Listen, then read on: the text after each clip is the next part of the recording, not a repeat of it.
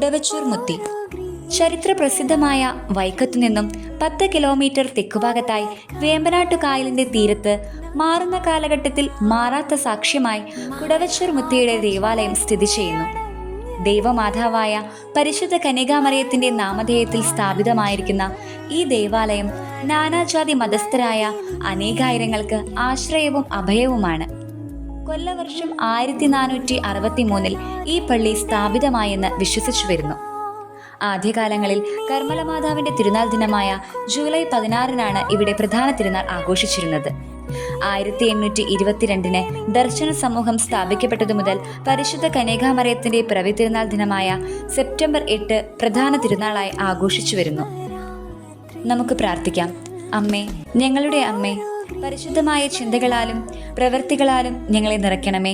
അങ്ങനെ അങ്ങയുടെ മകനും മകളുമായി ഞങ്ങളെ വളർത്തണമേ. ആമേൻ. സുകൃത ജപം. പരിശുദ്ധ മാതാവേ, ഞങ്ങൾക്ക് വേണ്ടി അപേക്ഷിക്കണമേ.